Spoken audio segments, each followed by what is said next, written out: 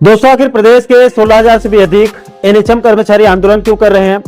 इसके संबंध में एनएचएम संघ के महासचिव कौशलेश तिवारी जी का क्या कुछ कहना है, इसी विषय के बारे में हम इस वीडियो के अंदर विस्तार पूर्वक समझने वाले हैं।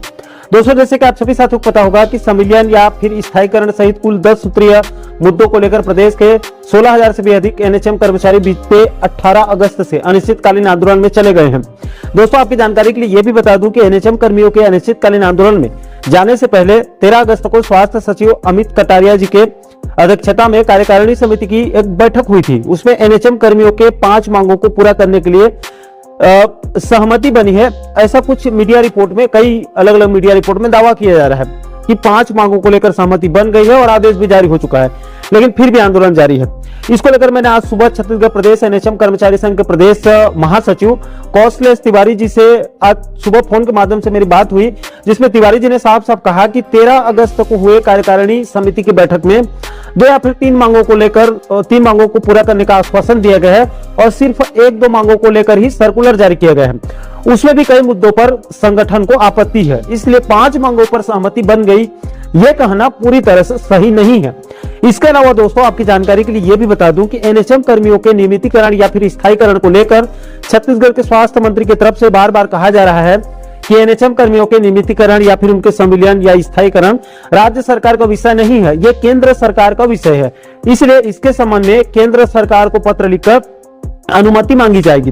दोस्तों, आपकी जानकारी के लिए बता दूं कि इसके संबंध में एक बड़ा खुलासा हुआ है। इसी मुद्दे को लेकर बिलासपुर जिले में पदस्थ एक एनएचएम कर्मचारी सूरज चंद्रकर ने इसी मैटर को लेकर आरटीआई लगाकर जानकारी मांगी गई थी, जिसको उत्तर भारत सरकार के स्वास्थ्य एवं परिवार कल्याण मंत्रालय की तरफ से 2 सितंबर 2025 को आरटीआई के जवाब में साफ साफ कहा गया है कि चूंकि लोक स्वास्थ्य एवं अस्पताल स्वास्थ्य मानव संसाधन सहित राज्य का विषय है, अतः स्वास्थ्य कर्मचारियों के नियमितीकरण एवं वेतन विसंगति जानकारी राज्य सरकार के अधिकार क्षेत्र में आती है।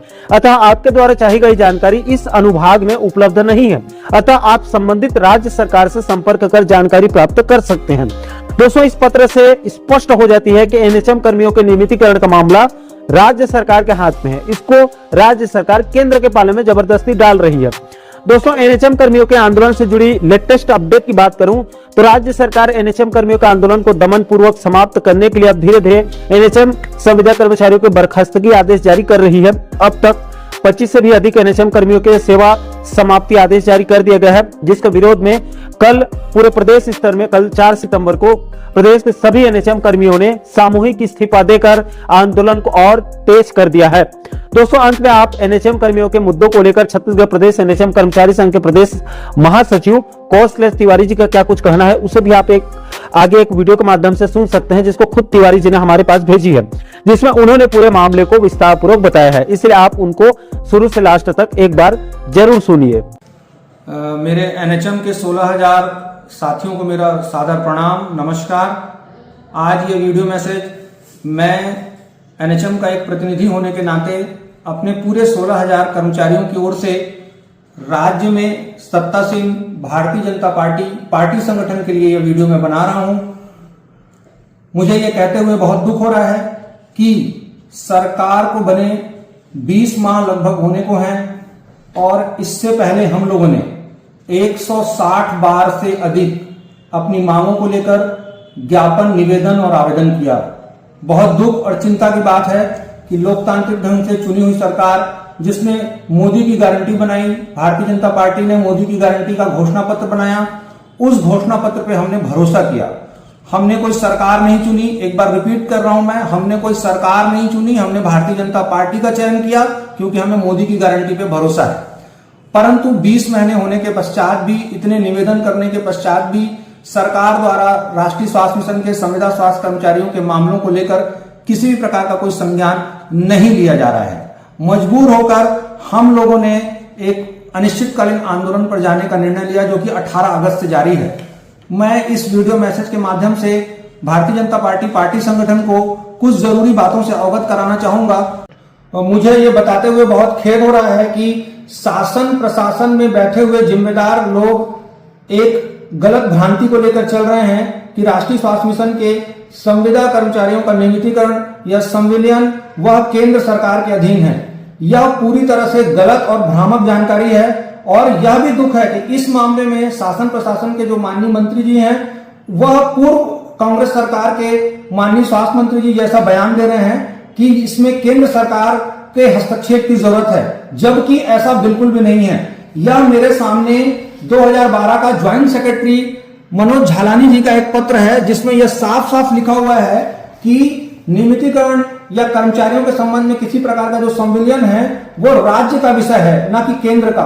और एक और बात, अगर राज्य जो है वह एनएचएम कर्मचारियों का संविलियन करती है या नियमितीकरण करती है, तो उसमें उसे केंद्र से पूछने की कतई आवश्यकता नहीं है। यह पूरी तरह से राज्य का विषय है। और मैं आपको जानकारी दे दूं कि राज्य का विषय होने के कारण ही पिछली सरकार में यह आप देख रहे हैं, एक नियमितीकरण का प्रस्ताव राज्य शासन को स्वास्थ्य विभाग की तरफ से भेजा गया था। तो यह कहना कि नियमितीकरण केंद्र सरकार के अधीन है, पूरी तरह से भ्रामक और गलत बात है। एक और मामला है, मैं आप सभी से अवगत कराना चाहूंगा। हम लोगों की 10 सूत्री मांगों में एक पब्लिक हेल्थ कैडर भी है। पब्लिक हेल्थ कैडर राष्ट्रीय स्वास्थ्य नीति 2017 का एक महत्वपूर्ण विषय है। भारत सरकार ने स्वयं राज्यों को यह निर्देश दिया है कि आप अपने राज्य में पब्लिक हेल्थ कैडर की स्थापना करें। पब्लिक हेल्थ कैडर से राज्य की जनता को स्वास्थ्य सुविधाओं का लाभ मिलेगा। यहां पर स्वास्थ्य संस्थाएं, संरचनाएं और सुदृढ़ होंगी। यहां और ज्यादा डॉक्टर, नर्स, पैरामेडिकल स्टाफ भर्ती किए जाएंगे, रखे जाएंगे, जिससे स्वास्थ्य सुविधाएं और निचले लेवल तक सुदृढ़ होंगी, लोगों को इसका लाभ मिलेगा। लेकिन पब्लिक हेल्थ कैडर लागू करने का निर्देश देने के पश्चात भी, डबल इंजन की सरकार होने के पश्चात भी छत्तीसगढ़ में इस संबंध में किसी भी प्रकार की कोई ठोस कार्रवाई नहीं की गई है। यह मेरे पास एक पत्र है जो कि सचिव छत्तीसगढ़ शासन स्वास्थ्य एवं परिवार कल्याण विभाग को संचालक स्वास्थ्य सेवाएं ने लिखा है। 2023 में ये अगस्त महीने का पत्र है, जिसमें यह public health management cadre Chhattisgarh में बनाया जाए, उस संबंध में पहल करने की बात की गई है। परंतु आज पर्यंत तक छत्तीसगढ़ में इस संबंध में कोई भी प्रयास नहीं किया गया है। एक और जो बहुत जरूरी मांग हमारी है वह है ग्रेड पे का निर्धारण, पे बैंड का निर्धारण। यह अपने आप में बहुत चिंताजनक है और बहुत सोचकर भी अजीब सा अनुभव होता है कि राष्ट्रीय स्वास्थ्य मिशन के कर्मचारियों का वेतन निर्धारण किस प्रकार किया जाता है। राष्ट्रीय स्वास्थ्य मिशन के कर्मचारियों का छत्तीसगढ़ में वेतन निर्धारण करने की किसी भी प्रकार की कोई वैज्ञानिक या सटीक प्रक्रिया नहीं निर्धारित की गई है। और क्योंकि यहां पर पे बैंड पे स्केल नहीं है, इसलिए हम ये नहीं कह सकते कि किसी फलाने कैडर का, किसी फलाने पद का वेतन अगर निर्धारित किया गया है तो उसका आधार क्या है। आपको मैं बताऊं, स्वयं ये 2022 की बात है, एक रेशनलाइजेशन कमेटी बनी हुई थी डॉक्टर सुभाष मिश्रा सर की अध्यक्षता में। उसने स्वयं यह देखिए पे बैंड निर्धारित किया जाना उचित होगा, ऐसी अनुशंसा राष्ट्रीय स्वास्थ्य मिशन संचालक कार्यालय ने स्वयं छत्तीसगढ़ में दी है। आज लगभग 3 वर्ष व्यतीत हो जाने के पश्चात भी पे बैंड का निर्धारण छत्तीसगढ़ सरकार ने राष्ट्रीय स्वास्थ्य मिशन कार्यालय ने नहीं किया। तो राष्ट्रीय स्वास्थ्य मिशन इस संबंध में फेल रहा, असफल रहा, अपने ही बनाए, अपनी ही समिति की अनुशंसा का उसने पालन नहीं किया। एक और जो हमारी मांग है 27% वेतन वृद्धि की मांग जो है, 27% वेतन वृद्धि को लेकर हमारे ही प्रदेश में पिछले 2023 में मुख्यमंत्री जी ने 27% वेतन वृद्धि की घोषणा की थी। राष्ट्रीय स्वास्थ्य मिशन में वो वेतन 27% प्राप्त नहीं हुआ। इसके पश्चात उसमें विभिन्न प्रकार के कैलकुलेशन, मैथमेटिकल गुणा भाग करने के पश्चात भी हमारा वो जो 27% वेतन वृद्धि था उसे 5% कर दिया गया। आपको मैं बता दूं, उस 5% वेतन वृद्धि को भी अभी तक हमको नहीं दिया गया है। ये स्वास्थ्य एवं परिवार कल्याण विभाग के अवर सचिव छत्तीसगढ़ शासन द्वारा ये दिसंबर 2023 का एक पत्र है, जिसमें यह लिखा गया है कि भाई इसमें घोषणा अनुसार राष्ट्रीय स्वास्थ्य मिशन के संविदा कर्मचारियों को 5% वेतन प्रदान करने की सहमति प्रदान की जाती है। वह आज तक पर्यंत तक हमको प्राप्त नहीं है। हमारी मांगों में एक अनुकंपा नियुक्ति भी बहुत महत्वपूर्ण है।